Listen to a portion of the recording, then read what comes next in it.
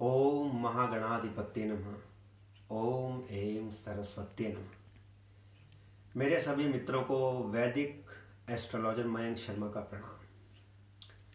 मित्रों, ज्योतिष की चर्चा तो हम हर एपिसोड में करते ही हैं और आज भी करेंगे, परंतु जैसा कि आप सब जानते हैं कि नववर्ष आरंभ हो चुका है और बीते हुए वर्ष 2020 में हमने जिन संकटों का सामना किया, जिस महामारी का हमने सामना किया, पूरे विश्व ने किया, उसने मानव जाति को ये सिखाया है कि मृत्यु किसी भी क्षण किसी भी रूप में आ सकती है।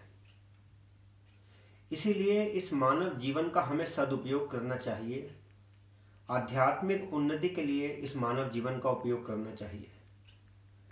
ये मानव जीवन हमें भौतिक सुखों में लिप्त होने के लिए नहीं मिला मित्रों, ये मानव जीवन मिला है इसे सार्थक बनाने के लिए। और मानव जीवन की सार्थकता है आध्यात्म में, परोपकार में, माता पिता की सेवा में, समाज के प्रति अपने उत्तरदायित्वों का निर्वाह करने में और अपनी खोज करने में, स्वयं की खोज करने में, जिसे अध्यात्म कहते हैं। We call it meditation. The study of the self is called meditation. तो मित्रों, मेरा आपका शुभचिंतक होने के नाते आपको ये परामर्श है कि मेडिटेशन करें, अध्यात्म का ज्ञान प्राप्त करें, समाज में जहाँ तक हो सके अपना योगदान दें, समाज के उत्थान में, असहाय व्यक्तियों की सहायता में। यही मेरा आपसे अनुरोध है मित्रों। अब जैसा कि आप जानते हैं कि हम ज्योतिष में 12 भावों की चर्चा कर रहे हैं, उसी श्रृंखला में आगे हम आज पंचम भाव की चर्चा करेंगे। पंचम भाव मित्रों कुंडली में बड़ा महत्वपूर्ण स्थान है, क्योंकि इसे त्रिकोण भाव भी कहा गया है। त्रिकोण भाव, लग्न भाव, 5वां भाव और कुंडली में 9वां भाव त्रिकोण भाव के नाम से जाने जाते हैं। पंचम भाव त्रिकोण भाव है और त्रिकोण में लक्ष्मी का वास होता है। त्रिकोण स्थान में जितने शुभ ग्रह होंगे, त्रिकोण भाव जितने बली होंगे, मनुष्य के जीवन में धन और लक्ष्मी का वास उतना ही अधिक होता है। ये मेरा अपना प्रत्यक्ष अनुभव है।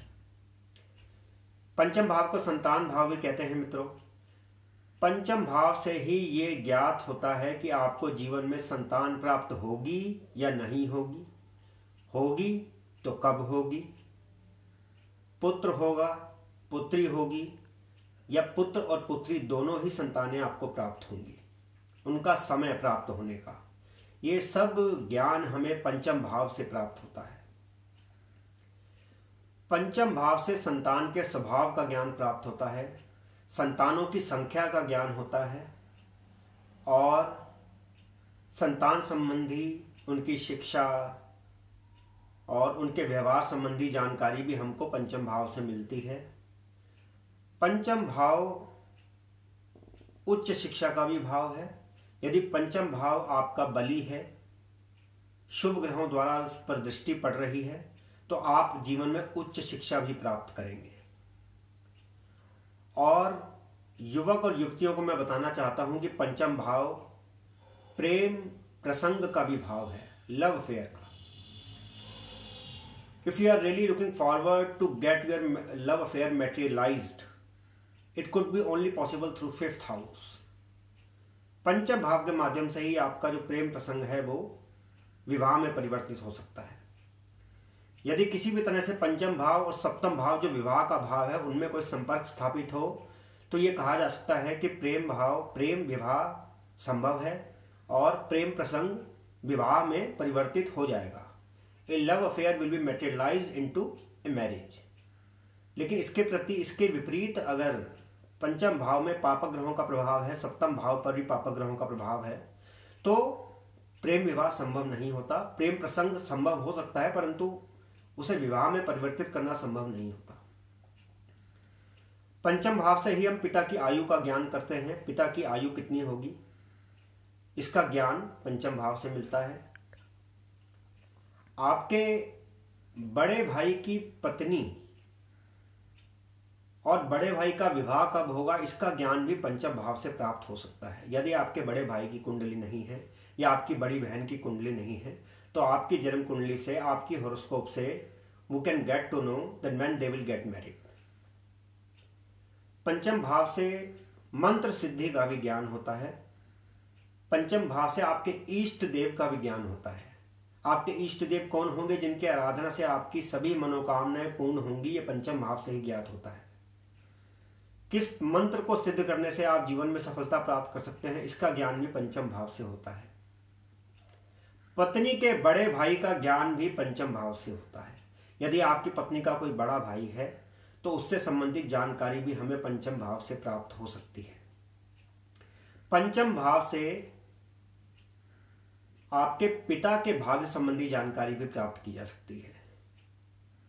और यदि पंचम भाव में शुभ ग्रह हैं, शुभ ग्रहों की दृष्टि है, तो पंचम भाव में वृद्धि होती है और उससे संबंधित सभी कार्य सिद्ध होते हैं। परंतु पंचम भाव में यदि पापक ग्रह हैं तो पंचम भाव का नाश होता है, संतान प्राप्ति में कठिनाई प्राप्त होती है, प्रेम प्रसंगों में कठिनाई आती है, मंत्र सिद्धि में कठिनाई आती है, पिता की आयु कम हो जाती है और इस प्रकार से अनेक कष्टों का सामना करना पड़ता है। तो आपने देखा मित्रों, पंचम भाव कितना महत्वपूर्ण है कुंडली में।